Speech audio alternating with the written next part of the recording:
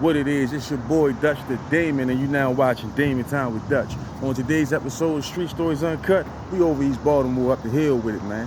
Now, this situation took place many moons ago. I was over East Baltimore in that real ghetto. But before I hop off in the storytelling mode, we're gonna go ahead and send a big shout out to the brother, Jamel Willis. This brother supported the channel, sent his hard-earned money in, man. Appreciate you, brother. Stay locked in, I got you. Now that we got that out the way, let's get it. Now, this situation right here is a well-known case in the city. High profile, just so happened to be about a nigga I know. But anyway, the first time I heard of Shorty, it was through my man Caddy from Greenmount, rest his soul, man. Caddy was the first nigga telling me about Shorty. Caddy was like, man, they used to call him Brut because he used to be a blood. But his name really Crut. Just took the C off. The reputation Shorty had was out of this world. I remember Caddy was telling me like, man, Shorty don't play, Shorty get a nigga out of there, you feel me? Anybody. I'm like, oh, okay, yeah. But I had never met him yet, right? I hadn't ran across him.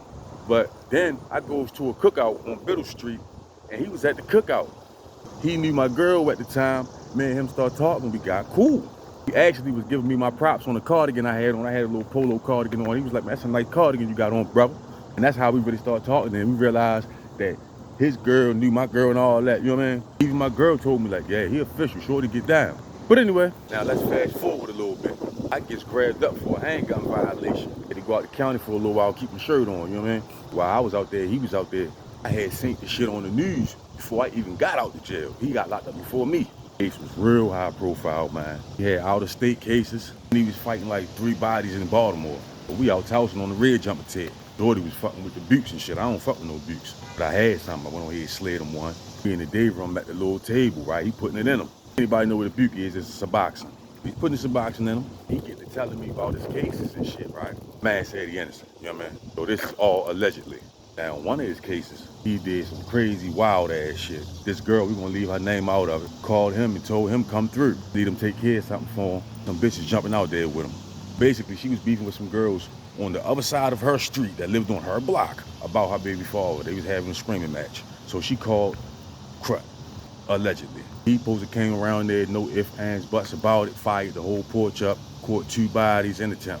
And this is all females, allegedly. And he turned right around about a month later, catch another body at Oakley Station. It used to be this nightclub in Baltimore County called Oakley Station. Well, how the story goes is, Crut's supposed to went on here, follow his target in the club, but not really let him know that he in there on his ass, right? But when Slim decided to leave the club, that's when Crut decided to leave the club. He followed Slim out into the parking lot. Slim gets in his car. Once he starts the car up, allegedly, Crut runs out in front of the car, jump on top of the hood, and starts shooting through the windshield. Deleted him, allegedly. Crazy part about that is they said he had on all white.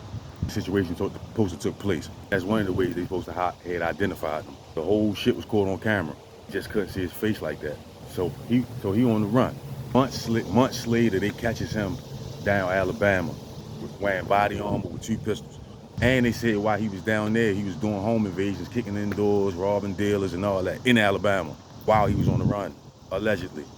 They extradite him, bring him back to Baltimore County. He goes to court one morning, come back that night. He tell me they went on ahead, found him guilty, right? He was trying to put him on suicide watch and all of that, but he told him, like, man, I'm good, man, I'm good.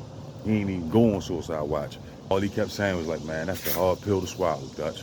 And he kept saying how the nigga that taught him everything he know told on him. That's who came to court and pointed him out, man, his driver, the dude that was supposed to be the driver, allegedly, at the Oakley Station shootout, that's who pointed him out so that he could get lesser time. Turned on him. He just was like, I can't believe this nigga, yo. Shorty had tears in his eyes when he was telling me that shit. But anyway, about a couple months later, after he went and got found guilty, he went to go for sentencing, and they gave him life plus 200 and some odd years, man. For both cases, and he had other charges pending in Alabama and all that shit.